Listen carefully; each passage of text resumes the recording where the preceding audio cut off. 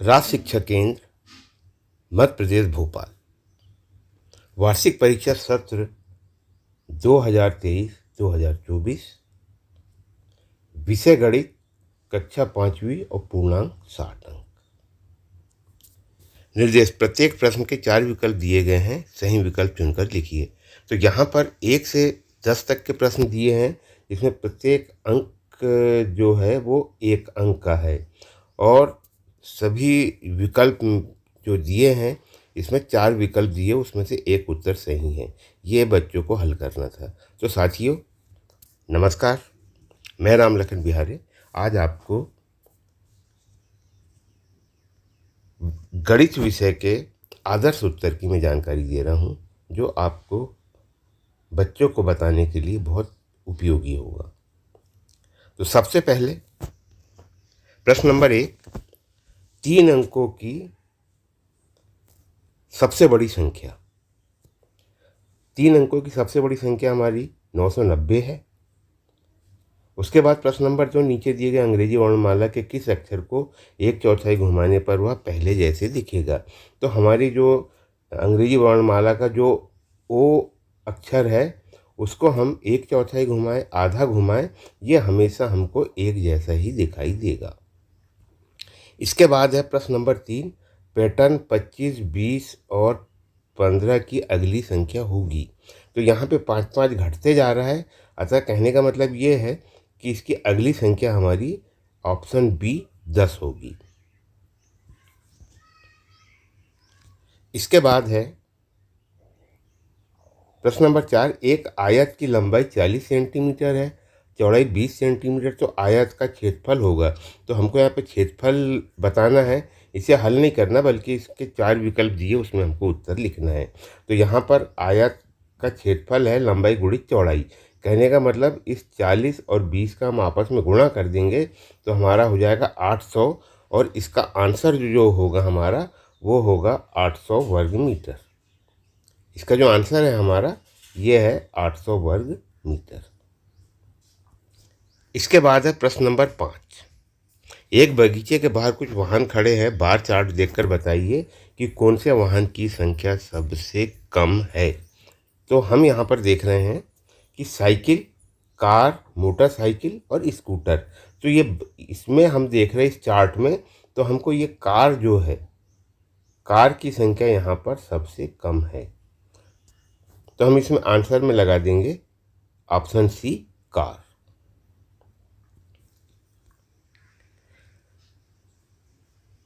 अब 5 प्रश्न हमारे ऑब्जेक्टिव के हो गए और इसके बाद 6 से खालिस्तान दिया गया है, हमको ये खालिस्तान की पूर्ति करना है। तो यहाँ पर लिखा हुआ है निम्नलिखित प्रश्नों में रिक्त स्थान की पूर्ति कीजिए, प्रत्येक प्रश्न 1 अंक का है। तो यहाँ पे आयत की आमने सामने की भुजा, आयत जो होता है हमारा, आयत जो होता है वो इस प्रकार का होता है, इसके आमने सामने की भुजा आपस में बराबर होती है। तो हम यहाँ पे लिख सकते हैं आमने सामने की भुजा समान लंबाई की होती है, ये इसी खालिस्तान में हम भर सकते हैं। प्रश्न नंबर 7, जिस चतुर्भुज की चारों भुजाओं की लंबाई समान होती है, तो वह हमारा क्या कहलाता है, वर्ग, क्योंकि वर्ग की सभी भुजाएं आपस में क्या होती है, बराबर होती है। तो इसको हम कहेंगे वर्ग। इसके बाद प्रश्न नंबर 8, खालिस्तान दिया हुआ है, आधा घुमाओ धन खालिस्तान में था हमारा ये घुमाओ बराबर पूरा घुमाओ। तो यहाँ पे हम आधा लिख देंगे, आधा घुमाओ और आधा घुमाओ को हम यदि पूरा करेंगे तो ये हो जाएगा हमारा पूरा घुमाओ। तो हमारे खालिस्तान में हम भरेंगे आधा। इसके बाद प्रश्न नंबर 9 है, रुपये 20 के 5 नोट का कुल मूल्य कितना होगा। तो यहाँ पे 20 रुपये के 5 नोट में हम 5 का गुणा कर देंगे तो उसका मूल्य हमारा होगा 100 रुपये।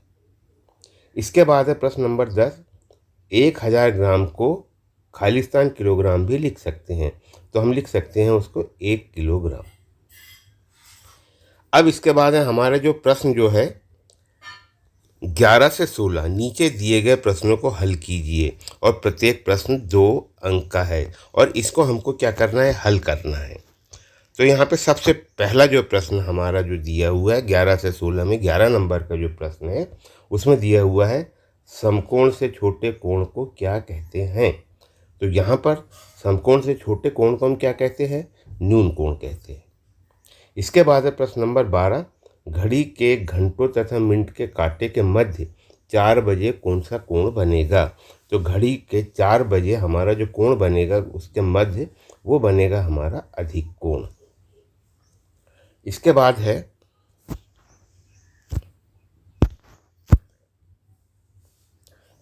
है हमारा प्रश्न नंबर 13, किसी आयत की लंबाई 6 सेंटीमीटर, चौड़ाई 4 सेंटीमीटर है तो आयत का परिमाप ज्ञात कीजिए। तो आयत का परिमाप ज्ञात करने के लिए हम यहाँ पे आयत का परिमाप का सूत्र लगा देंगे, 2 कोष्टक में लंबाई धन चौड़ाई। यहाँ पे आयत का हमने परिमाप लिख दिए 2 लंबाई धन 2 चौड़ाई, या कोष्टक में बाहर हमने 2 लिखे हैं और अंदर लंबाई और चौड़ाई। अब उसके बाद दूसरी स्टेप हमारी होगी 2 और हमारी लंबाई है 6, चौड़ाई है 4, तो हम 6 और 4 को आपस में जोड़ देंगे। 6 और 4 को हम आपस में जोड़ेंगे तो हमारा हो जाएगा 10, और 10 में हम 2 का गुणा करेंगे तो हमारा ये आयत का जो परिमाप है वो हो जाएगा 20 सेंटीमीटर। इस प्रकार से इसको हल करना है।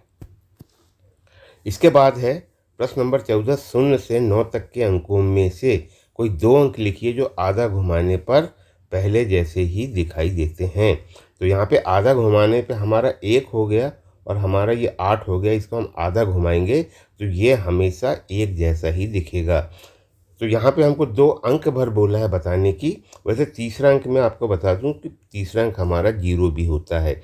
अगर 2 अंक की संख्या को बोलते तो हमको ये कहीं कहीं पे हम 0 का प्रयोग भी कर सकते थे।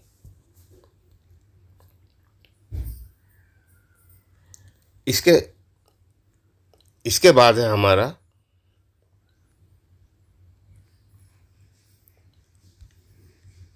प्रश्न क्रमांक 15, एक घन में कितनी सतह व भुजाएं होती है। तो एक घन में हमारी 6 सतह होगी, एक घन में 6 सतह होगी और 12 हमारी भुजाएं होगी। इसके बाद प्रश्न नंबर 16, एक कंचे का वजन 10 ग्राम है तो 10 कंचे का वजन कितना होगा। तो यहाँ पर हम इसको एक एक नियम के अनुसार हल करेंगे। तो यहाँ हम लिखेंगे चूंकि एक कंचे का वजन 10 ग्राम है, इसी 10 कंचे का वजन, तो यहाँ पे 10 में 10 का गुणा करेंगे तो वो उसका वजन हो जाएगा हमारा 100 ग्राम। इस प्रकार से हमने अति लघु उत्तरीय प्रश्न 11 से 16 तक के की हमने जानकारी दी। और अब अति लघु उत्तरीय प्रश्न 17 से 22 तक के जो प्रत्येक अंक जो हमारा है इसमें वो हमारा होगा कितने अंक का, 3 अंक का होगा। तो चलिए साथियों मैं इसकी आपको जानकारी देता हूँ। यहाँ लिखा है यदि अंग्रेजी वर्णमाला में ABCD dash dash dash Z को क्रमशः 1 2 3 4 डैश डैश 26 लिखा जाए तो CAT कैट में C धन A धन T का मान क्या होगा। तो यहाँ पर हम ABCD को अगर नंबर से लिखेंगे तो A हमारा 1 नंबर, B हमारा 2 नंबर, C हमारा 3 नंबर होगा। उस प्रकार से यहाँ पर हमने देखे तो C जो है हमारा ये 3 नंबर है, A हमारा ये 1 नंबर है और T जो है हमारा ये 20 नंबर है। और इसके मान की अगर हम बात करें तो इसका मान होगा 20, मतलब CAT का मान है हमारा यहाँ 24। इसके बाद है हमारा प्रश्न क्रमांक 18। प्रश्न क्रमांक 18 में दिए गए कक्षा के नक्शे का दरवाज़ा बताइए कि कितनी खिड़कियां, कितने दरवाजे और कितनी आलमारी है। हमको यहाँ पे 3 चीज़ की जानकारी देना है। इसमें 3 चीज़ की हमको जानकारी देना है, एक खिड़की, दूसरा दरवाज़ा और तीसरा आलमारी, ये कितनी कितनी है। तो हम यहाँ पर देखते हैं खिड़की हमारी 1 और ये 2, तो हम यहाँ पे लिख देंगे खिड़की हमारी कितनी है, 2 है। उसके बाद दरवाज़ा पूछ रहा है तो यहाँ दरवाज़ा हमारा 1 है तो हम दरवाज़ा लिख देंगे 1, और आलमारी भी हमारी 1 है तो यहाँ पे 1 लिख देंगे। खिड़की 2, दरवाज़ा 1, आलमारी 1। इस प्रकार से प्रश्न को हम हल करेंगे। इसके बाद हमारा प्रश्न नंबर 19। प्रश्न नंबर 19 में 4.5 को भिन्न में बदलिए। हमको यहाँ भिन्न में बदलने के लिए बोला है तो ये हमारा है 4.5 बराबर 4.5 बटे 0.1, बाकी संख्या का शून्य, तो ये 10 हो गया। यहाँ हमने लिखे 45/10 और इसको हमने 5 से काटे तो 5 दूनी 10, 5 नाम 45 हो गया ये। तो हमारा इसका भिन्न बना हमारा 9/2 और 9/2 को भी हमने जब मिश्र भिन्न में बनाया तो वो बना 4 सही 1/2। इसके दोनों आंसर सही हैं, आप 9/2 या 4 सही 1/2 लिख सकते हैं। इसके बाद प्रश्न नंबर 24, ये हमारा 3 नंबर का प्रश्न है, तो हम थोड़ा सा इसको अच्छे से हल करेंगे। यहाँ लिखा है 24 सेंटीमीटर लंबे पतले तार से एक आयत बनाया गया। 24 सेंटीमीटर लंबे पतले तार से, ये 24 सेंटीमीटर का ये तार है ये, और इसमें क्या बनाया गया, एक आयत बनाया गया। ये हमने आयत बनाया। अगर आयत की चौड़ाई 5 सेंटीमीटर, अगर इसकी चौड़ाई अगर 5 सेंटीमीटर है, ठीक है, तो हमको ये लंबाई की जानकारी इसमें देना है। इसमें जो प्रश्न में बोल रहा है कि उसकी कितनी लंबाई होगी, तो इसको हमको बताने के लिए यहाँ पर हमने लिखे आयत का परिमाप बराबर 24 सेंटीमीटर, आयत की चौड़ाई बराबर 5 सेंटीमीटर और आयत की लंबाई हमको ज्ञात करना है। ये हमारा प्रश्न है। अब हम इसको क्या करेंगे, अब हल करेंगे। तो आयत का परिमाप बराबर 2 कोष्टक में लंबाई धन चौड़ाई, ठीक है। आयत का परिमाप हमारा कितना लिखा हुआ, ये 24 सेंटीमीटर लिखा है, तो हमने 24 सेंटीमीटर बराबर 2 कोष्टक में लंबाई धन 5, क्योंकि चौड़ाई हमारी कितनी है 5 है, तो हमने 5 लिख दिए। इसके बाद हमारा फिर से हमने 24 सेंटीमीटर लिखे। अब ये 2 जो लंबाई है हमारी, तो हमने 2 का लंबाई में गुणा किए तो 2 लंबाई हो गई, और इस 2 का हमने 5 में गुणा किए तो 10 हो गया। तो हमारा बना क्या 2 लंबाई धन 10। इसके बाद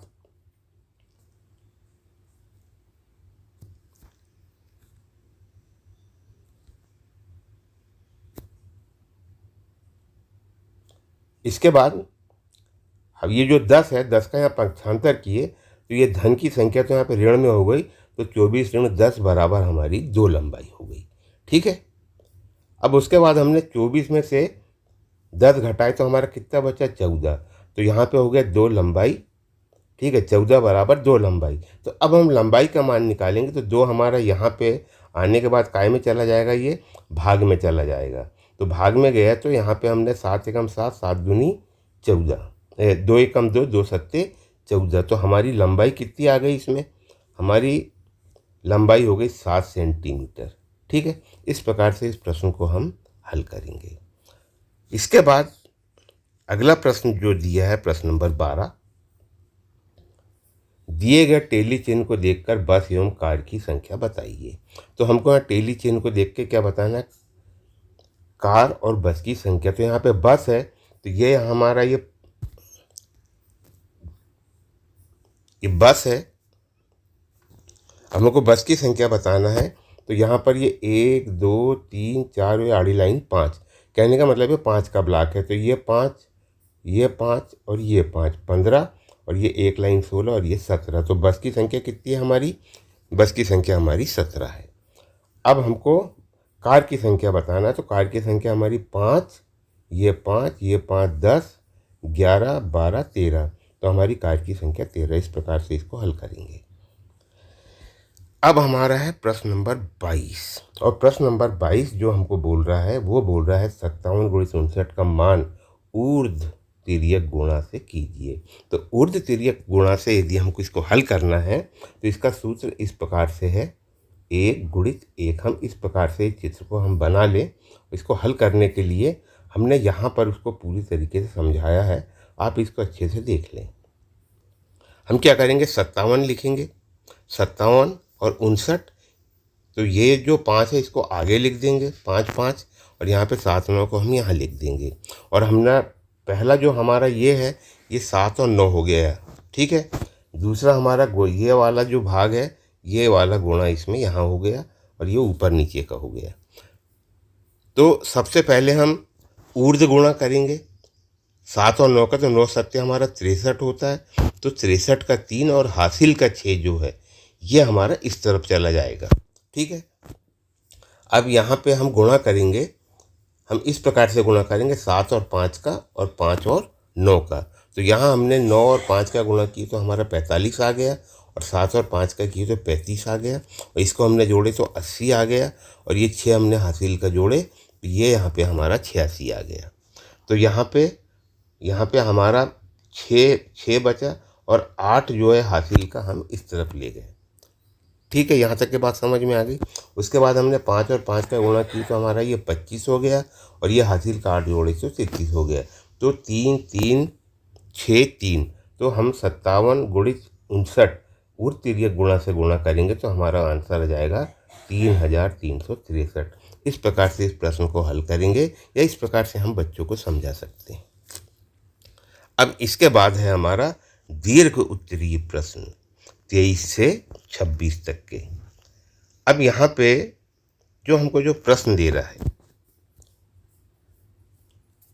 एक व्यापारी के पास 52 आम की पेटियां हैं, प्रत्येक पेटी में 36 आम है, तो व्यापारी के पास कुल कितने आम होंगे यदि वह 8 लोगों को बराबर बराबर आम बांटता है, तो प्रत्येक व्यक्ति को कितने आम प्राप्त होंगे।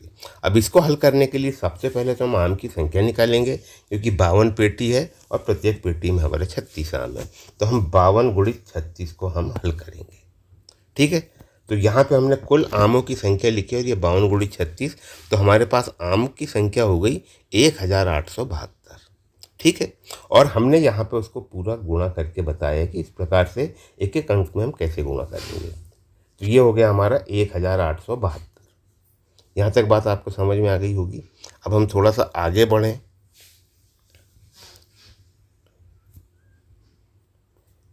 अब यहाँ पे 1872 भागित 8 को जब हम भाग करेंगे तो यहाँ पे प्रत्येक एक व्यक्ति को जो आम मिलेंगे हमको कितने मिलेंगे, 234 आम मिलेंगे, और ये हमने यहाँ पे 1872 में भाग दिया, तो भागफल हमारा आ गया 234। इस प्रकार से इस प्रश्न को हम हल करेंगे। अब आगे वाले प्रश्न की हम बात करते हैं।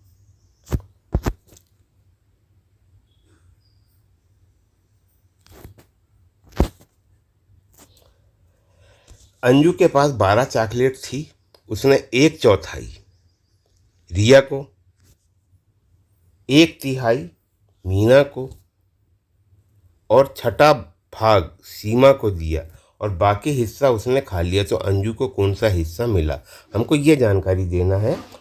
तो ठीक है, अब हमने यहाँ पे उत्तर जब लिखे तो अंजू के पास कुल चॉकलेट की संख्या कितनी हो गई, 12 चॉकलेट हो गई। रिया को उनको प्राप्त चॉकलेट का कितना दिया, उनने 1/4 दिया। ठीक है, तो हमने यहाँ पे 12 गुणित 1/4 बराबर 3 चॉकलेट। रिया को कितनी चॉकलेट मिली, 3 चॉकलेट मिली।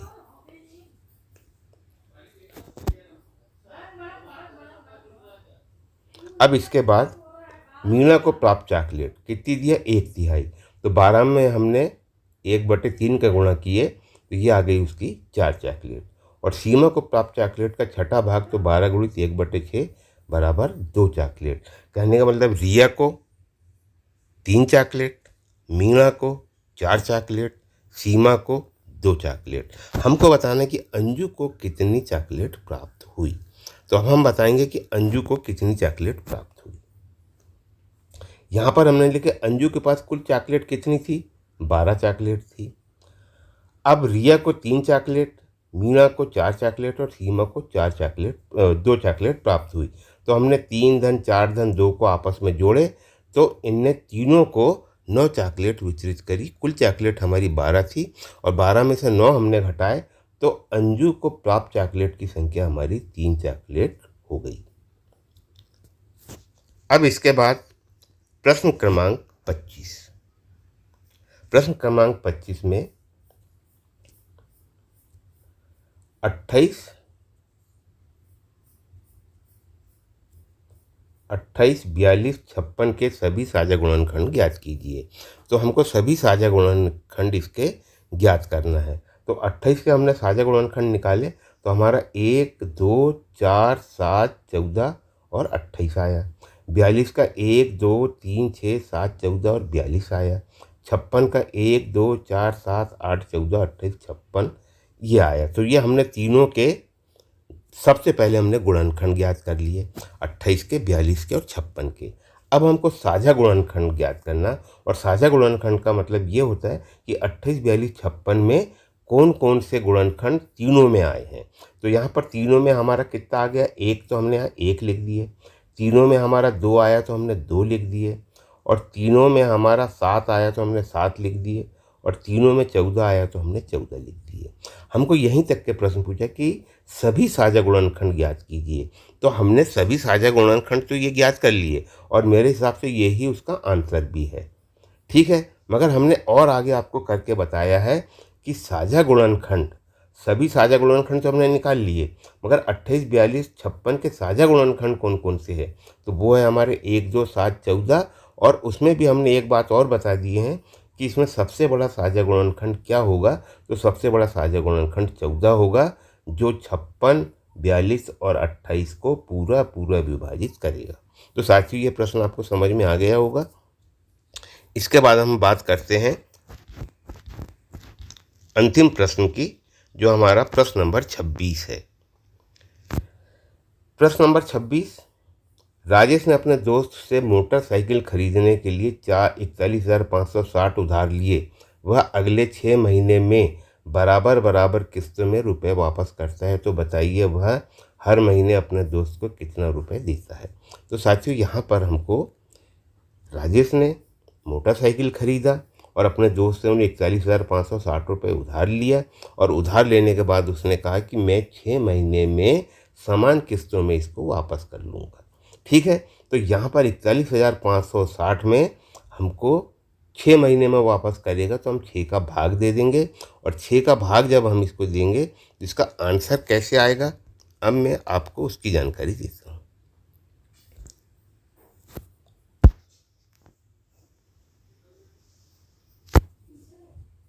यहाँ पे हमने उत्तर लिखा, राजेश ने अपने दोस्त से उधार कितना लिया, 41,560 रुपये। 6 सामान किस्तों में वापस करेगा, तो 41,560 भागी 6 हमने किए। अब ये हमने पूरा 6 का भाग दिए, तो हमारा आंसर आ रहा है 6,929 रुपये और 66 पैसे। और यदि हम पूर्णांक की बात करें तो 66 पैसा है, तो हम इसको अगर रुपए में परिवर्तित करें तो इसका आंसर 6,927 रुपये हो सकता है। इस प्रकार से हम इन प्रश्नों को हल करेंगे। तो साथियों, अगर जो प्रश्न आपको समझ में नहीं आया हो तो हमारी बहुत सारी प्लेलिस्ट डली हुई है, आप उसमें देख सकते हैं।